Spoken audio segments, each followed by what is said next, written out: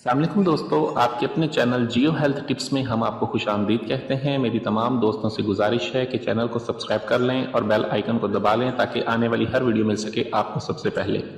दोस्तों, आज आप लोगों की खिदमत में कुव्वत बा को बढ़ाने के लिए बहुत ज़बरदस्त नुस्खा लेकर हाजिर हुआ हूँ। ऐसे तमाम अफराद और हर उम्र का शख्स, चाहे उसकी उम्र 18 साल हो या चाहे उसकी उम्र 100 साल हो, वो इस नुस्खे को इस्तेमाल करके अपनी मर्दाना कुव्वत को बढ़ा सकता है।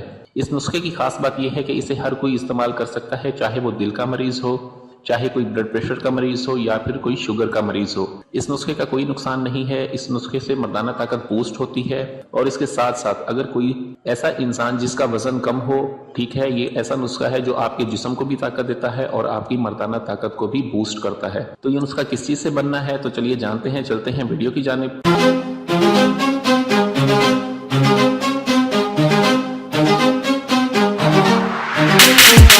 Welcome back to Jiyo health tips. दोस्तों, आज आप लोगों की खिदमत में ऐसा ज़बरदस्त नुस्खा लेकर हाजिर हुआ हूँ जिसको हर शख्स बआसानी इस्तेमाल कर सकता है, चाहे वो कोई दिल का मरीज़ हो, ब्लड प्रेशर का मरीज़ हो या फिर शुगर का मरीज़ हो। इस नुस्खे को बिला झिझक इस्तेमाल करें। आपने करना ये है कि मगज़ बनोला ले लें, किसी भी पंसार की दुकान से मगज़ बनोला ले लें। ये मगज़ बनोला आप स्क्रीन पर देख रहे हैं। 100 ग्राम लेकर रख लें या 200 ग्राम लेकर रख लें, ये आपकी अपनी मर्जी है। मगज़ बनोला आप किसी भी पंसारी की दुकान से लेकर रख लें। 100 ग्राम मगज़ बनोला आप ले लें और आपने करना ये है कि 2 तोले मगज़ बनोला को गाय के आधा किलो दूध में पकाना है। ठीक है, गाय के आधा किलो दूध में इसे अच्छी तरह से पकाएं और जब ये अच्छी तरह से 4-5 मरतब बॉयल हो जाए तो आप इसमें मिश्री मिलाकर ठंडा करके इसे इस्तेमाल करें।